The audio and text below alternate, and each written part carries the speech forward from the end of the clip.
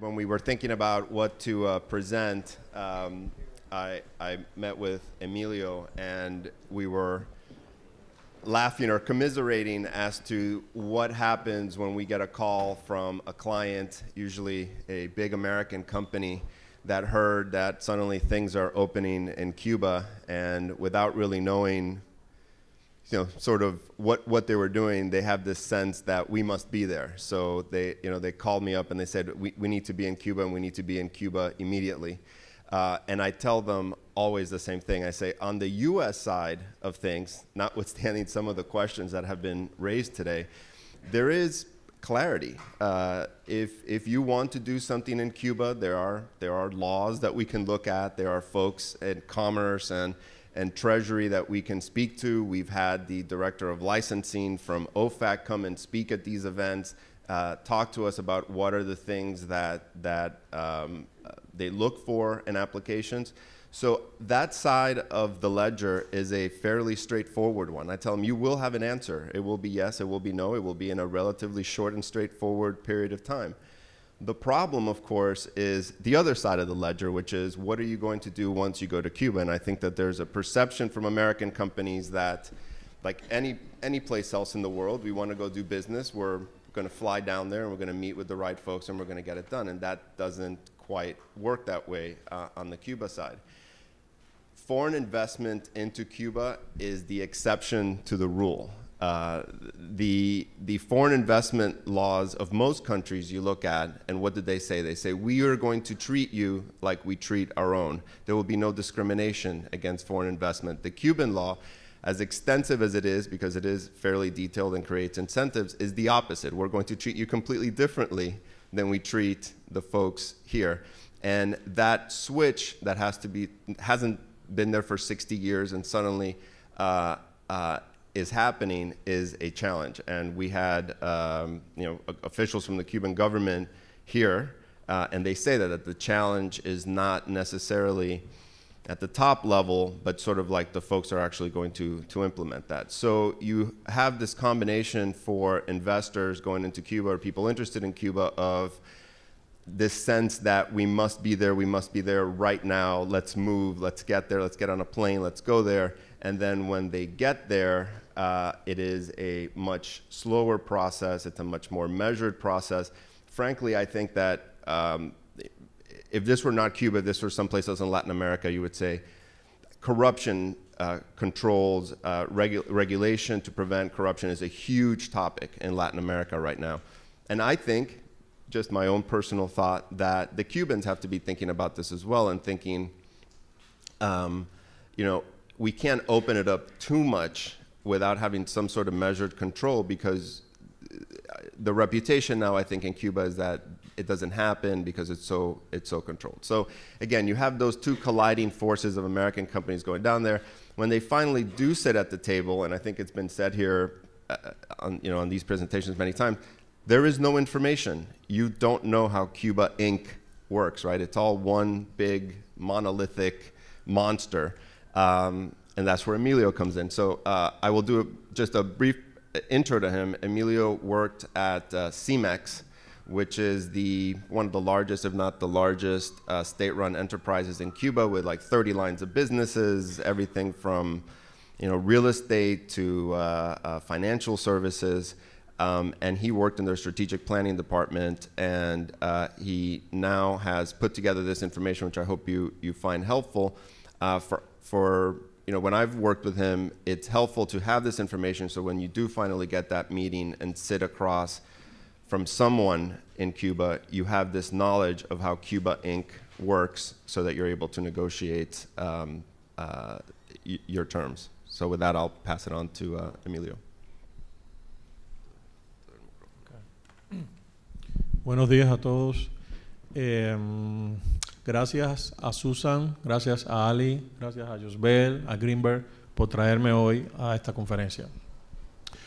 Bueno, como todos saben, después del 17 de diciembre todo cambió. Estamos en un nuevo escenario, 180 grados distintos, con un reto grandísimo para ambas partes. Todos sabemos por qué. Entonces vamos a tratar en la conferencia de desentrañar cuáles son los retos para ambas partes, pero previamente vamos a ver en qué situación está la economía y cuáles son los sectores que en este momento el deshielo ha puesto sobre la mesa y donde se vislumbran ciertas posibilidades de negocio para las empresas norteamericanas. Entonces, bueno, Cuba, una isla en medio del Caribe, 11.2 millones de habitantes, 69% de la población es blanca, 26% mestiza, 9% negra. Tiene un índice de alfabetización bien alto, 99.8. Si tenemos un mercado con una población altamente instruida, fácil de entrenar, de asimilar nuevas tecnologías. Religión católica, 85% de la población. Las monedas, hemos hablado aquí, doble moneda, los pesos convertibles y el peso corriente. Tiene una infraestructura interesante, 23 aeropuertos, de ellos 12 o 13 internacionales. Tiene 25 puertos activos. Tiene una infraestructura de casi de 29.000 kilómetros de carretera. Recibe un poco más de 3 millones de dólares en efectivo en remesas anualmente. Y hoy en día hay más de 3 millones las personas, en las manos de la población hay más de 3 millones de celulares. Y eso es una buena variable porque eso ha sido en poco tiempo. Entonces, vamos a la próxima. ¿Cuáles son los antecedentes de este escenario? Bueno, primero que todo hay que decir que la primera gran reforma vino en el año 93, cuando se desplomó el campo socialista y la Unión Soviética. Entonces Cuba se quedó sin comercio externo. Cuba perdió el 85% del comercio externo. ¿Y cuáles fueron las principales medidas que adoptó el gobierno cubano para salir de la crisis? Estamos hablando de una crisis donde no había petróleo, donde no se movía un transporte, donde no había comida, había muy mala alimentación, etcétera, etcétera, etcétera. Entonces, ¿cuáles fueron las llaves que se abrieron? Las remesas, una. En la apertura al turismo, dos. La tercera, la apertura a la inversión extranjera. Y la cuarta, importante, el permitir el sector privado, en pequeñas modalidades, pero permitido.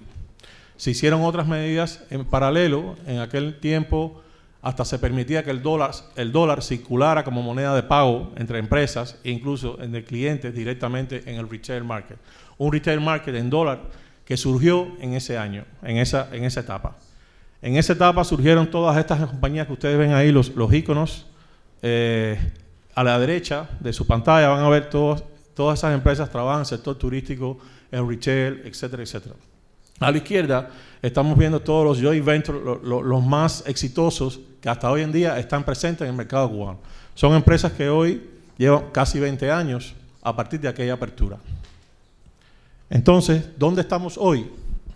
5 años después de las reformas. Mirando la economía cubana, la macroeconomía cubana, podemos ver los números. ¿Qué nos dicen los números? Por ejemplo, todos sabemos qué está pasando en Venezuela, tremenda crisis. Cuba ha tenido el soporte venezolano por casi 15 años, pero ese soporte se ha ido diluyendo en el tiempo y hoy es muy bajo. Económicamente es muy bajo. Entonces, Cuba no tiene otra alternativa. Cuba tiene que abrirse al mundo y entrar en los circuitos financieros internacionales. Tiene que empezar a cambiar su economía, su filosofía y su mentalidad. Entonces, mirando los otros rubros macro de la economía, podemos ver que la industria azucarera está detenida en el tiempo. Lo único que produce son apenas 445 millones de dólares. Una industria que 15 o 20 años atrás era una de las mejores de Centroamérica. Pero su sistema, su red de fábricas se ha deteriorado mucho por falta de financiamiento, etcétera. Cuando estamos hablando de una red que eran de 153 centrales azucareros y hoy apenas muelen 40 y tantos. Entonces es muy difícil levantar una industria azucarera en esos términos. Por eso es que los números no suben. Por otro lado, el níquel, que en algún momento fue una de las locomotoras importantes de la economía cubana hace 5 o 6 años, y un poquito más atrás también, junto con el turismo, ha tenido un declive tremendo por dos razones. Una, ha bajado casi al 50% el precio del níquel en el mercado mundial. Y la segunda, Cuba tenía 3 plantas, eliminó una por ineficiencia, no era operable, no era rentable, y bajó su producción casi un 30%. Entonces, la disminución de los ingresos por cuestión del níquel bajaron por esos dos motivos. Y eso se ha sentido hoy en la balanza de pagos que tiene Cuba, que ha sido, por cierto, negativa desde el año 60 hasta el año pasado. Nunca ha sido positiva. Viendo los otros rubros, el turismo mantiene un crecimiento, sobre todo impulsado en los últimos 5 años por el crecimiento del mercado norteamericano. Y después vamos a ver por qué. Y el otro rubro es la remesa. La remesa ha tenido un crecimiento espectacular en los últimos 7 años, desde que Obama llegó a la Casa Blanca. Y ese es el panorama macro que podemos hablar. Entonces, dentro de las variables macro, la que más, yo diría que es el clúster mejor trabajado en los últimos años es la biotecnología. Y vamos a ver que los números nos muestran que hace 3 años eran alrededor de 600 millones de dólares. El año pasado fueron 900 millones de dólares exportando productos de biotecnología y medicamentos. Y yo creo que es uno de los rubros que se desarrolló dentro del proceso de la revolución. Y ese no se heredó del capitalismo. Y yo creo que lo han trabajado bien. Quizás en un ambiente o en un escenario donde no exista el embargo, ese rubro se puede disparar y lograr ingresos de entre 3.000 y 5.000 millones de dólares anuales. Potenciales tienen y lo pueden hacer. Perdón, un comentario ahí. Cuando fuimos a La Habana, nos llevaron a una de estas compañías de farmacéuticas.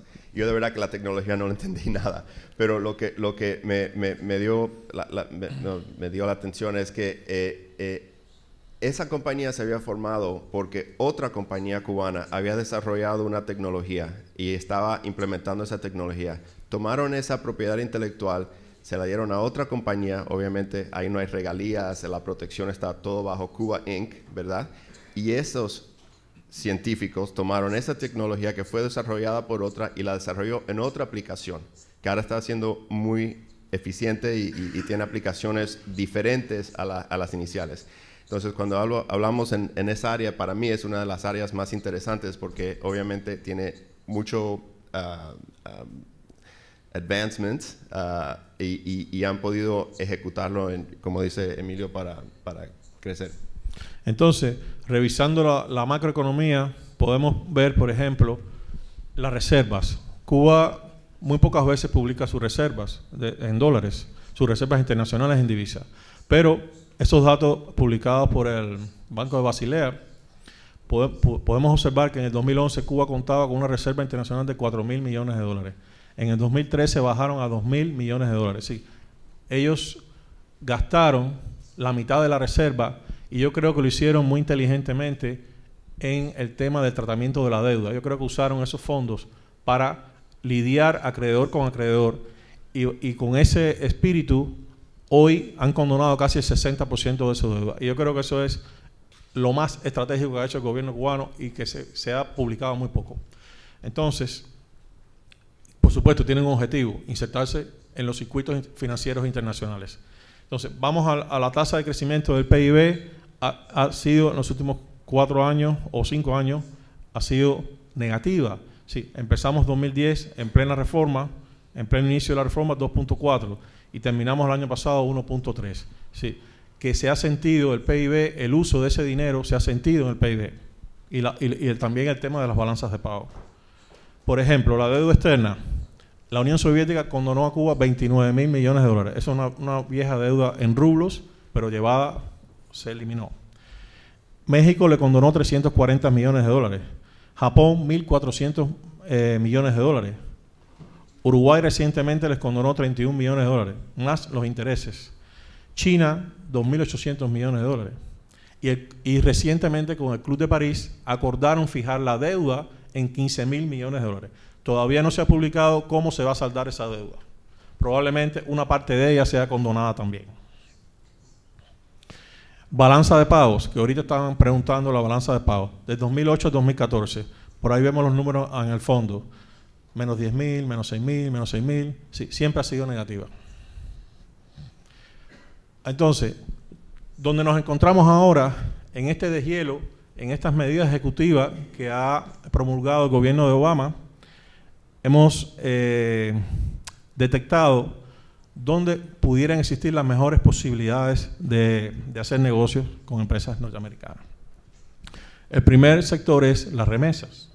Bueno, aquí tienen la serie histórica completa de las remesas desde el año 93, que se despenalizó la tenencia de dólares en Cuba y se permitió a los cubanos que vivían en el exterior enviar remesas a sus familiares en la isla.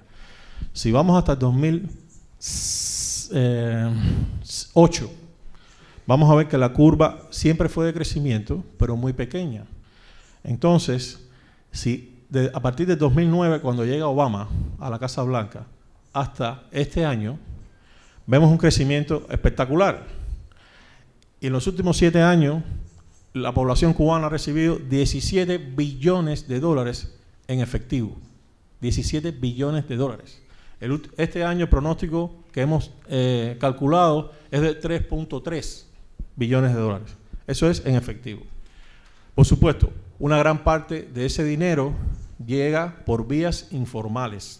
Otra parte llega por vías a través de las agencias como Western Union y otras 80 y tantas agencias que existen para enviar dinero a Cuba. ¿Cuál es el soporte de la remesa? La inmigración. No hay otro soporte que no sea el de la remesa. El motor de la remesa es la migración. Y es interesante porque después del año 2010 o del 2006, cuando Raúl Castro toma el mando del gobierno y empieza a hacer modificaciones en la economía, a reestructurar todo, se empiezan a producir los picos migratorios más altos también. Hay una coincidencia a partir del 2010, donde empiezan a descentralizarse la economía, a dar pasos de reforma, etcétera, pero también coincide que hay un crecimiento tremendo de la migración.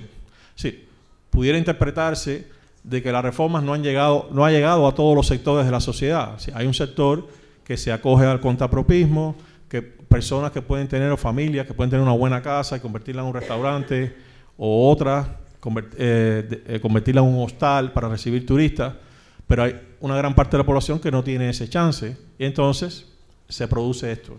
También las reformas han sido limitadas en las modalidades, y eso vamos a ver ahora. Pero la otra parte que sustenta esto son los viajes. Entonces, el año pasado viajaron desde los Estados Unidos 533,000 personas, americanos, cubanos americanos y cubanos que vienen de visita y después regresan. Así que es un volumen gigantesco de personas viajando. Entonces, el sector que tiene enormes posibilidades aún con el embargo, pero se producen espacios con las medidas que ha promulgado Obama. Por ejemplo, analicemos los vuelos a Cuba. Hay alrededor de 10 aeropuertos que están volando a Cuba. Unos los hacen de forma permanente, como Tampa, Miami, ahora New York, New Orleans, Orlando, lo están haciendo un poquito, y el resto lo está haciendo esporádicamente, y otros que están planeando entrar en el juego. Entonces, por otro lado, el año pasado fueron 4.100 vuelos a Cuba. Este año el pronóstico es de 4.800 vuelos a Cuba. Entonces, imaginémonos un escenario sin el embargo. ¿Cuántos vuelos a Cuba podrían ser? 24.000 vuelos anuales. Esos son 3.5 billones de personas, millones de personas viajando a Cuba, solo en vuelos. ¿Qué significa? Detrás de esto, ¿qué hay? Negocios de infraestructura. Hay que ampliar aeropuertos, hay que arreglar carreteras, hay que hacer hoteles, hay que hacer marinas, hay que hacer campos de golf, hay que construir nuevos restaurantes. Es todo una gran inversión que está escondida detrás de esto. Pero si analizamos los cruceros, pasa lo mismo. Hoy en día, 19 compañías entre ferries y cruceros ya tienen la licencia para dar los servicios a Cuba. Vamos a mirar el escenario del Caribe, por ejemplo. El año pasado, ¿cuántos millones de turistas viajaron en cruceros por el Caribe? casi 24 millones de personas viajaron por cruceros. Pero ninguno tocó el puerto cubano. Cuba es la isla más grande. Cuba tiene 14 puntos en su geografía, cosa que no tiene ninguna isla del Caribe para tocar puertos. ¿Cuántos circuitos internacionales existen hoy en día en el Caribe? Más de 200 circuitos de cruceros. ¿Cuántos barcos? Más de 200 barcos. Ninguno llega a Cuba. Entonces, los 7 primeros países que están en el ranking de los cruceros en el Caribe, todos están alrededor de Cuba. Nassau, 2.9 millones de turistas. Cozumel, 2.4. Jamaica, 1.3. Si Cuba entra en el juego, les aseguro que va a ser más de 3 millones. Y con circuitos propios y con circuitos que tocan otros puntos del Caribe. Eso es tremendo negocio, tremenda posibilidad de inversiones. Pero ¿qué hay que hacer? Trabajar en la infraestructura, 14 puertos, hoteles, parques temáticos, campos de golf, etcétera, etcétera, etcétera. No menos de 30.000 millones de dólares pueden estar corriendo ya, desde ya. Cuba se puede hacer ahora, aún con el embargo. Sin embargo, yo no he visto un movimiento por parte de Cuba de mover infraestructura. Y es una gran oportunidad de insertarse, de buscar liquidez. Cuba necesita la liquidez. ¿Cómo se comporta el turismo? En este momento, la capacidad de hospedaje del turismo está casi empatada entre el sector privado y el Estado. Después vamos a ver los números más en detalle. Pero casi un 51% del Estado con todas sus cadenas hoteleras y un 49% el sector privado. Y puedo poner ejemplos en polos turísticos donde el sector privado supera ampliamente al Estado. Viñales, más de 500 casas rentan. Es un pueblo de agricultor, se ha convertido en un pueblo turístico. Solo 2 hoteles, 2 y 3 estrellas. Capacidad de hospedaje, 160 habitaciones. Los privados, 1.300 habitaciones. Lo supera ampliamente. Trinidad, otro polo turístico importante. 7 hoteles, 4, 3 estrellas. 3, 2 estrellas. Capacidad de hospedaje, 800 habitaciones. El sector privado, casi 2.000 habitaciones. Lo supera ampliamente. La Habana, 71 hoteles. El sector privado, más de 10.000 habitaciones. Lo supera en La Habana. ¿Dónde no lo supera? En Cayo Coco, porque ahí no vive ningún cubano. En Cayo Largo no vive ningún cubano. En Cayo Santa María tampoco. En Guardalavaca. Ahí supera el Estado. Sector privado. ¿Dónde están las oportunidades? Bueno, vamos a analizar el sector privado. En la primera reforma que hizo Fidel Castro, el sector privado llegó a un número de 157 modalidades autorizadas. ¿Cuál fue el número máximo que se enroló en aquel entonces? 147.000 personas obtuvieron una licencia para el trabajo por cuenta propia. Bajo las reformas de Raúl, se llegó a un tope de 201 modalidades. ¿Cuántas personas? Casi medio millón de personas están enroladas en el trabajo privado. Sí. Entonces, esta es la distribución por provincias. Por ejemplo, en el 2010, cuando comenzó la reforma, habían 113 paladares, los conocidos restaurantes privados. Hoy hay 1.588 en solo 5 años. Paladares que lo que tienen es una licencia para operar un negocio, no son empresas, no tienen personalidad jurídica, emplean a 10 y 15 personas, generan millones de dólares. Hay paladares que facturan 3 y 4 millones de dólares. Esto es toda una empresa. Es exitoso, no tiene licencia para importar productos ni para exportar, no puede replicar una franquicia. Y sin embargo, han matado todos los restaurantes del Estado. No tienen incentivo, tienen que comprar sus insumos en el mercado minorista a precio corriente, al precio que lo compra un consumidor. Pero ¿cómo lo logran esto? ¿Cómo es posible? Es el deseo de triunfar, el deseo de generar riqueza, el deseo de trabajar. Y esa es la mentalidad del cubano de hoy. Y si tiene esa mentalidad, ¿por qué no le damos otras oportunidades? Porque en vez de ser 201 modalidades, no son 1.000. Porque un abogado no puede tener un bufete o un ingeniero civil no puede abrir una oficina para diseñarle una casa a una persona que le puedan financiar la casa, o un arquitecto, o un ingeniero en computación que pueda arreglar 50 computadoras o arreglar, no sé. Hay miles de variantes. ¿Por qué no se hace? Eso es pequeña y mediana empresa. Hoy en día Cualquier economía depende de la mediana y pequeña empresa, casi un 50%, el PIB de cualquier país. Cuba no, en Cuba es apenas un 3 o un 5%.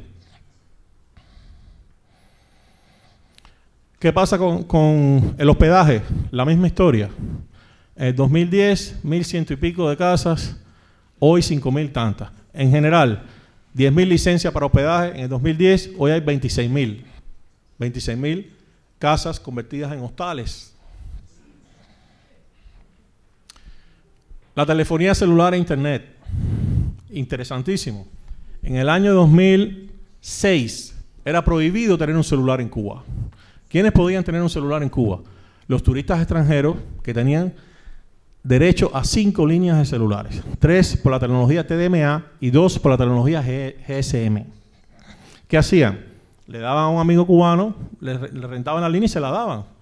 Y entonces los italianos que estaban con un joint venture con Etexa se dieron cuenta de que era un gran negocio y empezaron a empujar para desarrollar el mercado de tecnología celular. Hasta que cuando Raúl Castro entra al poder, lo primero que hizo fue abrir los celulares. ¿Qué pasó? A partir de 2008 se disparó el servicio de telefonía celular en Cuba. Hoy hay más de 3 millones de celulares. Sin servicios casi, pero hay. ¿Okay? Entonces, ¿cuántas computadoras hay en Cuba? El gobierno maneja más de 1 millón de computadoras, pero la población cubana maneja casi 1 millón de computadoras también. Y, por ejemplo, un estudio que hicimos hace 2 años en el aeropuerto de Miami, pudimos contabilizar y estimar, un estudio que duró 4 meses, cuántas computadoras llevaron ese año la diáspora cubana a Cuba. 182.000 computadoras en un año. 482.000 televisores. Y después vamos a ver los números, cómo las estadísticas propias cubanas lo corroboran. Y consolas de juego, 83.000 consolas de juego. Los negocios de logística es otra arista que tiene tremendo... esta es parte del estudio. El estudio aquí está más segmentado en ropa, en medicina, en computadora, etcétera, etcétera. ¿Cómo envían esos paquetes? El volumen es casi 3.5 billones de dólares al año en el valor de la mercancía que se envía. Una parte, el 56% va con las personas, el 41% va a través de agencias y un alrededor de un 2.5% se hace por internet. Entonces, vamos a saltar porque no tenemos tiempo. Sector de energía. No está en las medidas que ha dictado el gobierno de Obama, pero es súper interesante. Por ejemplo, aquí tenemos la serie historia del consumo de energía en Cuba desde el año 2000 hasta el año pasado. La línea roja arriba es el consumo estatal. Ahí estoy incluyendo la industria y todas las empresas del Estado y todas las entidades gubernamentales, escuelas, hospitales, etcétera, etcétera. Si se dan cuenta, se ha mantenido flat todo el tiempo.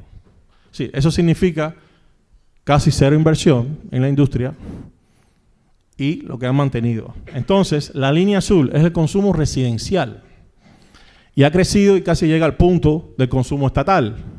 Entonces, eso es peligroso porque la demanda puede superar la capacidad de generación de energía. Puede colapsar el sistema energético cubano. Y el gobierno ha tomado todas las medidas habidas y por haber para tener ahorro.